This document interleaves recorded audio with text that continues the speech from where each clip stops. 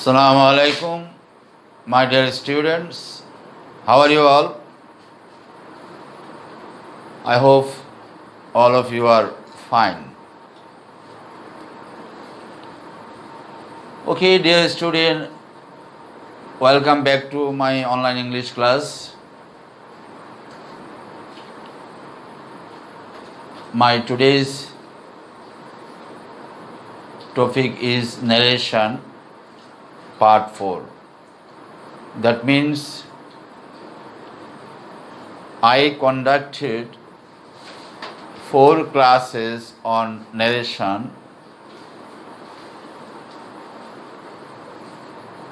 before this class. So today is the 5th class on narration. My dear student,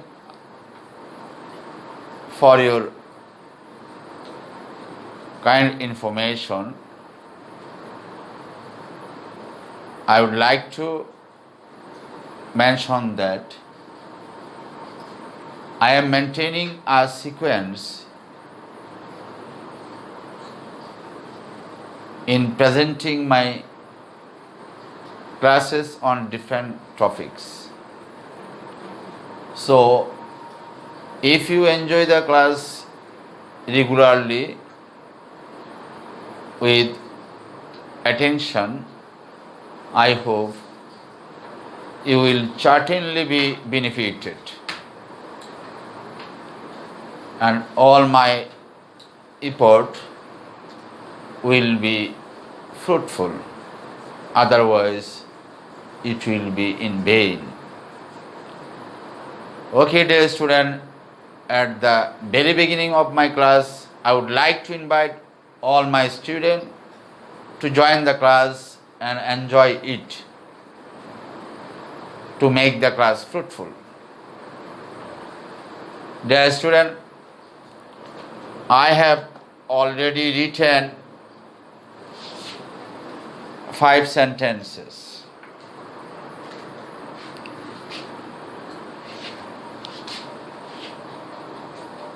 I am going to read out the first sentence. Mother said to me, comma, inverted comma, what do you want? Note of question, inverted comma.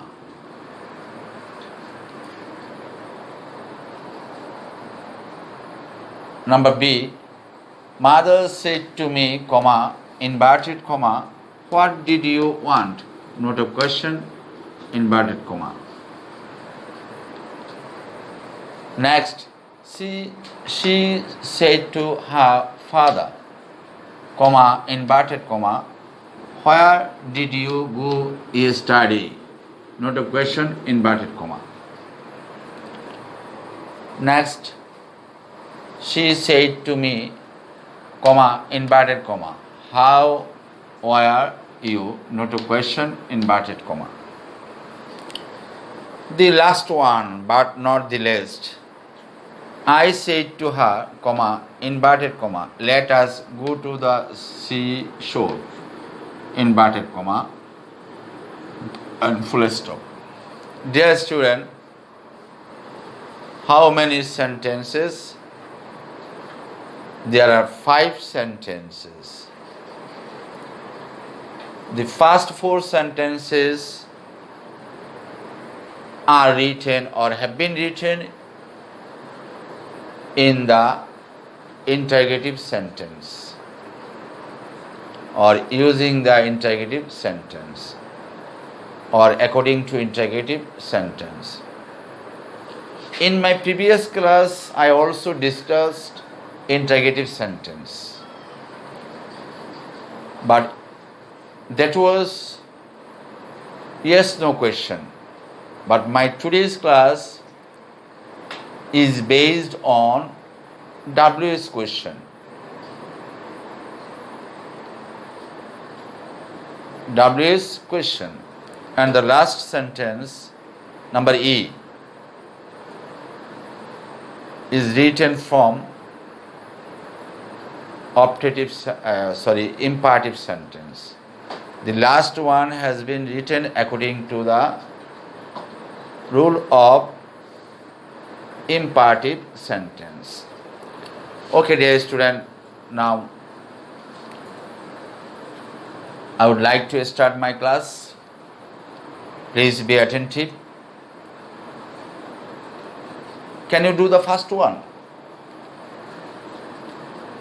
My dear student, you know that you have been already taught.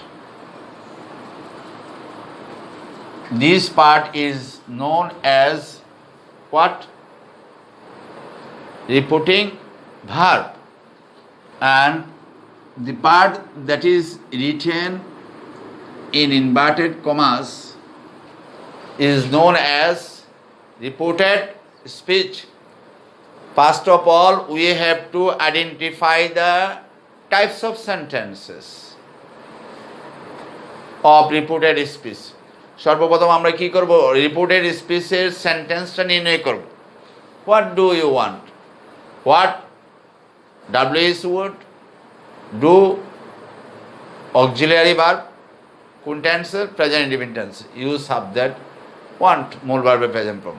That means এই বাক্যটা আছে interrogative sentence, যেহেতু বাক্যের প্রথমে what আছে সেহেতু এটা WH question, এবং অক্সিলারি ভার্ব যেহেতু ডু আছে এই জন্য এটা হচ্ছে present indefinite tense. Is it clear? আর আমরা জানি ইন্টারোগেটিভ মানে জানতে চাওয়া, জিজ্ঞাসা করা, সেই জন্য সেট টুর পরিবর্তে কী লিখতে হবে? আস্কড। সেটের পরিবর্তে আস্কড, সেট টুর পরিবর্তে কি? আস্কড। তাহলে আমরা কি লিখব? Mother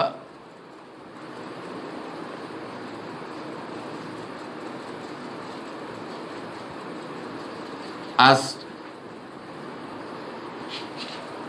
me। এখন এই ইনভার্টেড কমা তোলার সময় আমরা ইয়েস নো কোশ্চেনের ক্ষেত্রে ইনভার্টেড কমা তোলার জন্য আমরা কি লিখেছিলাম? কনজাংশন ইফ অথবা ওয়েদার। কিন্তু এটা তো ইয়েস নো কোয়েশ্চেন না, এটা কি WH কোয়েশ্চেন।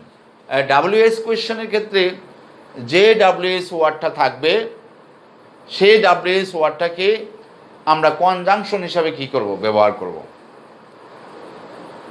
WH কোয়েশ্চেনের ক্ষেত্রে যে শব্দটা, যে WH ওয়ার্ডটা দ্বারা কোয়েশ্চেনটা শুরু হবে সেটাকেই আমরা ইনডিরেক্ট করার সময় সেটাকেই আমরা কনজাংশন হিসাবে কি করব? ব্যবহার করব। তাহলে এখানে WH ওয়ার্ড হোয়াট, এখন এটা হয়ে যাবে কনজাংশন। এটা বসিয়ে আমরা কি করব? এটা বসিয়ে আমরা দুইটা অংশকে যোগ করব। এখন এটা কোথায় বসলো? ইনভার্টেড কমার স্থলে। ইনভার্টেড কমা এখন কি হয়ে গেল? রিমুভ হয়ে গেল, সরে গেল। এখন দুইটাকে আমরা কানেক্টেড করব, যুক্ত করব। এখন ইন্টারোগেটিভ থাকলে মানে যে কোনো ধরনের সেন্টেন্স ইনডিরেক্ট করলে সেটা কি হয়ে যাবে? অ্যাসার্টিভ। আর অ্যাসার্টিভ সেন্টেন্সের প্রথম প্রধান ক্যারেক্টারিস্টিক হচ্ছে যে, বৈশিষ্ট্য হচ্ছে যে প্রথমে কি লিখবো? সাবজেক্ট। তো সাবজেক্ট কে আছে এখানে? ইউ। ইউটা কোন পার্সন? Second person. আমরা জানি সেকেন্ড পার্সনের সাথে রিপিটিং ভার্বের অবজেক্টের কি থাকে? রিলেশন থাকে, মানে সম্পর্ক থাকে। তার মানে সেকেন্ড পার্সন মানে দ্বিতীয় অবজেক্ট। কোন অবজেক্ট? রিপিটিং ভার্বের অবজেক্ট। অবজেক্ট কি আছে? মি। তাহলে এটাই সাবজেক্ট, এখানে ইউ না লিখে আমরা কি লিখবো? মিয়ার সাবজেক্ট লিখবো। মিয়ার সাবজেক্ট কি হবে? আই। এখন টেন্স তো পরিবর্তন হবে, তোমরা জানো রিপোর্টিং বা ফার্স্ট টেন্স হলে রিপোর্টেড স্পিচের টেন্স কি হয়ে যাবে? পরিবর্তন হয়ে যাবে। এটা ছিল প্রেজেন্ট ইনডিফিনিট, হয়ে যাবে ফার্স্ট ইনডিফিনিট। এখন অক্সিলারি বা ডু এর কোনো আর কি থাকবে না, অস্তিত্ব থাকবে না। থাকবে তাহলে কি লিখবো? এখন মূল ভার্বের ফার্স্ট ফর্ম লিখবো। তাহলে মূল ভার্ব কোনটা? ওয়ান্ট। ফার্স্ট ইনডিফিনিট হয়ে গেলে এটা ওয়ান্টের ফার্স্ট ফর্ম কি লিখবো? ওয়ান্টেড। এখন প্রশ্নবোধক চিহ্ন না হয়ে কি হবে? ফুল স্টপ হবে, যেহেতু অ্যাসার্টিভ হয়ে গেছে। Mother asked me what I wanted. Is it clear? Okay dear student, next one, repeating verb, repeated speech. এটা ফার্স্ট টেন্স, এটাও ফার্স্ট টেন্স। তোমরা আগে অনেকবার শুনেছ। I told you many times. দুইটা যখন ফার্স্ট টেন্স হয় তাহলে ইনডিরেক্ট করার সময় রিপিটেড স্পিচটা কি হয়ে যায়? ফার্স্ট পারফেক্ট হয়ে যায়, তাই না? তো এখানে কি লিখব? এটাও তো ইন্টারোগেটিভ। মাদার আস্ক মি, তাহলে এখানে ডাব্লিউএস ওয়ার্ড কি আছে? হোয়াট এখন কনজাংশন হয়ে যাবে। এখন লিখবো সাবজেক্ট। সাবজেক্ট কি আছে এখানে? ইউ মানে কি? মি এর সাবজেক্ট কি হবে? আই। যেহেতু এটাও ফার্স্ট টেন্স, এটাও ফার্স্ট টেন্স, তাহলে রিপোর্টের স্পিচটা হয়ে যাবে ফার্স্ট পারফেক্ট। আর ফার্স্ট পারফেক্ট বানাতে গেলে কি আনতে হবে? সাবজেক্টের পরে অক্সিলারি ভার্ব আনতে হবে, হ্যাড। এখানে কোনো অক্সিলারি ভার্ব নাই, আছে কি? ডিড। ডিড অক্সিলারি ভার্ব কিন্তু আর থাকবে না। ডু, ডাজ, ডিড যখন থাকে এগুলোর অস্তিত্ব থাকে না। এখন ফার্স্ট পারফেক্ট বানানোর জন্য আমাদেরকে ফার্স্ট পারফেক্ট টেন্সের কি আনতে হবে? অক্সিলারি ভার্ব আনতে হবে কি? হ্যাড। তাহলে এখানে লাগবো কি? হ্যাড। এখানে আছে মূল ভার্ব প্রেজেন্ট ফর্ম, কিন্তু ফার্স্ট পারফেক্ট টেন্সে বা যে কোনো পারফেক্ট টেন্সে মূল ভার্ব কি হয়ে যায়? First participle. তাহলে লিখবো কি এখন? ওয়ান্টেড ফার্স্ট পার্টিসিপল কি লিখবো? ওয়ান্টেড। এখন হবে full stop. Are you getting the point? Okay, dear student, now I would like to move to the next one. She said to her father, সে তার বাবাকে বলল, where did you go study? আপনি গতকাল কোথায় গিয়েছিলেন? এটাও ফার্স্ট টেন্স, এটাও first tense. Reporting verb and reported speech both are first tense. So reported speech will be changed into first perfect tense in the indirect narration. যেহেতু দুটোটাই first tense, তাহলে reported স্পিচটা কি হয়ে যাবে? ফার্স্ট পারফেক্ট টেন্স হয়ে যাবে ইনডিরেক্টের ক্ষেত্রে। আর এখানে WS word কি আছে? হোয়ার। হোয়ারটা কি হয়ে যাবে? হয়ে যাবে এটা কনজাংশন। তাহলে কি লিখব? She asked her father, inverted comma তোলার জন্য কি লিখবো? where। where। এখন সাবজেক্ট আনবো। সাবজেক্ট কি আছে? ইউ মানে কে? দ্বিতীয় ব্যক্তি। রিপোর্টিং ভার্বের সেকেন্ড দ্বিতীয় ব্যক্তিকে ফাদার, মানে অবজেক্টকে ফাদার। ফাদারকে প্রনাউন করলে কি হবে? হি। এখন পারফেক্ট করার জন্য, ফার্স্ট পারফেক্ট করার জন্য অক্সিলারি কি আনতে হবে? হ্যাড। ডিডের তো কোনো অস্তিত্ব থাকবে না। এখন মূল ভার্ব কোন ফর্ম হয়ে যাবে? First participle. Google first participle কি হবে? গন। ইয়েস্টারডে থাকলে কি হয়? The previous day. ইয়েস্টারডে থাকলে কি হয়? The previous day. Reporting verb যখন ফার্স্ট টেন্স হয়, ইয়েস্টারডে থাকলে কি হবে? The previous day. PREVIOUS previous, LYL previous. The previous day. Yesterday থাকলে কি হবে? The previous day. DAY day, previous day. ইয়েস্টারডের পরিবর্তে কি লিখলাম? দি প্রিভিয়াস ডে, মানে পূর্বের দিন, আগের দিন।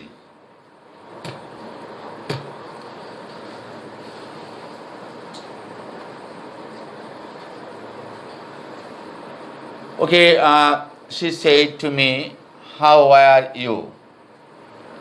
My dear student, what is the WS word here? How. তো হাউ কে আমরা কনজাংশন হিসেবে কি করব? ব্যবহার করব। তাহলে কি লিখব? she asked me how। এখন সাবজেক্ট লিখব। সাবজেক্ট কি আছে? ইউ মানে কি? মি এর সাবজেক্ট কি হবে? আই। এখন দেখো এখানে ভার্ব কি আছে? টু বি ভার্ব, ওয়ার, এবং টু বি ভার্বটা এখানে প্রিন্সিপাল ভার্ব। তার মানে এটা ফার্স্ট ইনডিফিনিট টেন্স। এটাও ফার্স্ট ইনডিফিনিট, এটাও কি ফার্স্ট ইনডিফিনিট। এখন এটা হয়ে যাবে কি? First perfect. এখন ফার্স্ট পারফেক্ট বানাতে গেলে এটা কি আনতে হবে? অক্সিলারি কি আনতে হবে আগে? হ্যাড। হ্যাড কি এখানে আছে? এখানে হ্যাডও নাই, হ্যাভও নাই, কিন্তু হ্যাডটা আনতে হয়েছে ফার্স্ট পারফেক্ট টেন্স থেকে। এখন আসবে কি? মূল ভার্বের ফার্স্ট পার্টিসিপল। এখানে মূল ভার্ব কোনটা? ওয়ারটা। তো ওয়ার আর ফার্স্ট পার্টিসিপল লিখতে হবে। ওয়ার আর ফার্স্ট পার্টিসিপল কি? বিন। ওয়াজের ফার্স্ট পার্টিসিপল বিন। ওয়ার আর ফার্স্ট পার্টিসিপল কি? Been. Am is are first participle কি? Been. She asked me how I had been. Full stop. Dear student,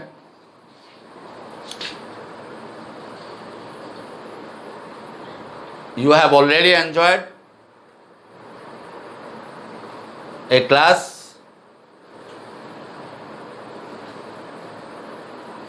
depending on WS question. There is another sentence, and this sentence is not written on the basis of WS question. It is written according to the rule of imperative sentence, because here the reported speech is let us go to the seashore. এখানে বাক্যটা শুরু হয়েছে কি দ্বারা? Late দ্বারা। Actually imperative সেন্টেন্সটা এটা একটা বিশাল একটি সেন্টেন্স, অনেক রকমের বিষয় আছে এটার মধ্যে। তো এখানে আদেশ আছে, অনুরোধ আছে, নিষেধ আছে, বিভিন্ন রকমের সেন্টেন্স আছে। তো আমি লেট দ্বারাই শুরু করলাম ইম্পারেটিভ সেন্টেন্সটা। আজকে একটা বাক্য কী করাবো? লেট দ্বারা শুরু হলে বাক্যটা কী হবে? ইম্পারেটিভ হবে। কি হবে? ইম্পারেটিভ। এখানে লেটের পরে রিপোর্টের স্পিচটার মধ্যে লেটের পরে কি আছে? আস। লেটের পরের যে প্রনাউনটা আছে এটা কি নমিনেটিভ কেস আছে না অবজেক্টিভ কেস আছে? লেটের পরে সর্বদা প্রনাউনের অবজেক্টিভ কেস বসবে। লেটের পরে সর্বদা প্রনাউনে কি বসবে? অবজেক্টিভ কেস বসবে। যেমন হি এর স্থলে কি বসবে? হিম। আই এর স্থলে কি বসবে? মি। দের স্থলে কি বসবে? দ্যাম। ইউর স্থলে তো ইউর সাবজেক্টিভ এবং অবজেক্টিভ সেম। সি এর স্থলে কি বসবে? হার। তার মানে লেটের পরে সর্বদা কি বসবে? প্রনাউনের অবজেক্টিভ কেস। লেটের পরে যদি আস থাকে, লেটের নোট দিস, ইম্পারেটিভ সেন্টেন্সে ক্ষেত্রে লেটের পরে যদি আস থাকে তাহলে এটা দ্বারা প্রস্তাব করা বোঝায়। কি করা বোঝায়? প্রস্তাব করা বোঝায়। লেটের পরে আস থাকলে কি করা বোঝায়? প্রস্তাব করা বোঝায়, প্রপোজ করা বোঝায়। Let us go to the সিশোর, চলো আমরা সমুদ্র তীরে যাই, সমুদ্র সৈকতে যাই। প্রস্তাব করছে। কে করছে এটা? আয়ে। কারে করছে? হারকে। লেটের পরে আজ থাকলে কি করা বোঝায়? প্রস্তাব করা বোঝায়। লেটের পরে আজ ব্যতীত অন্য কোনো প্রণাউন থাকলে তখন অনুরোধ করা বোঝায়। যাই হোক, এখন প্রস্তাব করা ইংরেজি কি? প্রপোজ। আবার আমরা লেটের পরে আজ থাকলে সাজেস্টও লিখতে পারবো। কি লিখতে পারবো? সাজেস্ট। সেট টু থাকলে প্রপোজড হবে, শুধু সেট থাকলে প্রপোজড হবে। একমাত্র ব্যতিক্রম রিপোর্টিং ভার্ব। কোনো ভার্বের ক্ষেত্রে, ইনডিরেক্ট নেরেশনের ক্ষেত্রে রিপোর্টিং ভার্বের পরে টু বসে না, সরাসরি অবজেক্ট বসে। কিন্তু একমাত্র প্রপোজ ভার্বের ক্ষেত্রে সেট টু থাকলে হবে প্রপোজ টু। সেট টু থাকলে হবে কি? ইম্পারেটিভ সেন্টেন্সের ক্ষেত্রে যখন আমরা প্রপোজ ভার্ব ব্যবহার করবো, যদি সেট টু থাকে তাহলে হবে প্রপোজ টু, আর যদি সেট থাকে প্রপোজ হবে। Have you got the point? Note it. তো সেট যেহেতু এখানে ফার্স্ট টেন্স, আমরা কি লিখবো? Proposed. I proposed, PROPOSED, proposed. I propose to her. Imperative sentence, imperative সেন্টেন্সের ক্ষেত্রে ইনভার্টেড কমা তোলার জন্য বিভিন্ন কিছু আসে। দেখো এখানে দ্যাট আসেনি, লেট আসেনি। এই ইনভার্টেড কমা শুরু হয়েছে, এই রিপোর্টের স্পিচটা শুরু হয়েছে কি দ্বারা? লেট দ্বারা। লেট দ্বারা যেহেতু শুরু হয়েছে তাহলে দ্যাট দ্বারা উঠবে ইনভার্টেড কমা। কি দ্বারা? দ্যাট দ্বারা। লেট দ্বারা শুরু হলে ইম্পারেটিভ সেন্টেন্স, লেট দ্বারা শুরু হলে ইনভার্টেড কমা উঠবে কি দ্বারা? দ্যাট দ্বারা। এবং এখন লিখবো কি? সাবজেক্ট। সাবজেক্ট কাকে বানাবো? এই আজটাকে। এই আজ মানে কে? শুধু হার না শুধু আই? মানে শুধু কি স্পিকার বা শুধু কি লিসেনার? নো। আজ দ্বারা এই বক্তা এবং শ্রোতা দুজনকেই বোঝাচ্ছে। এই লেটের পরে যখন আজ থাকে, এই আজ দ্বারা রিপোর্টিং ভার্বের স্পিকার এবং লিসেনার দুজনকেই বোঝাই। এখন আমি লেখার সময় এই আজকে কি করে লিখবো? কি উই লিখবো না দে লিখবো? This is the point. কিন্তু দেখো এই স্পিকার এবং লিসেনার মধ্যে একটা ফার্স্ট পারসন, একটা কি থার্ড পারসন। যদি একটা ফার্স্ট পারসন থাকে, এটা স্পিকার হোক আর লিসেনার হোক, দুজনের মধ্যে যে কোনো একজন যদি ফার্স্ট পারসন থাকে, তাহলে আজটাকে সাবজেক্ট করলে হয়ে যাবে উই। কি হয়ে যাবে? উই। আর যদি যদি দুইটাই থার্ড পারসন থাকে তাহলে আজটাকে সাবজেক্ট করলে কি হয়ে যাবে? দে। এখন আমরা ল্যাটকে তাড়াতে হবে আমাদেরকে, এই ল্যাট আর রাখতে পারবো না। এই ল্যাটকে তাড়ানোর জন্য আনতে হবে শুট। ল্যাটকে তাড়ানোর জন্য কি আনবো? শুট। এটা মনে রাখতে হবে, দিস ইজ রুল। ল্যাটকে তাড়ানোর জন্য কি আনতে হবে? শুট। এখন মূল ভার্ব থেকে বাকি অংশ লিখে ফেলবো। তাহলে কি আছে? গো টু দ্য সি শোর। ওকে রে স্টুডেন্ট, ল্যাট থাকলে ইম্পারেটিভ সেন্টেন্সে কি দ্বারা শুরু করব? দ্যাট দ্বারা। ল্যাটের পরে আজ থাকলে আজটাকে উই বানাবো না দে বানাবো, এটা ডিপেন্ড করবে কার উপর? যদি স্পিকার এবং লিসেনার দুইজনের মধ্যে যে কোনো একজন যদি ফার্স্ট পারসন থাকে তাহলে আজটা হয়ে যাবে উই, আর যদি দুইটাই থার্ড পারসন থাকে তাহলে হবে কি? দে। এরপরে আমরা কি লিখবো? ল্যাটকে দূরানোর জন্য কি লিখবো? শুড। তারপর ভার্ব থেকে পরবর্তী শব্দগুলো লিখে ফেলবো। টেন্সের কোনো পরিবর্তন হবে না। Okay my dear student, thank you once again for joining the or attending the class. See you again in the next class. Till then, Allah Hafiz and Assalamu alaikum.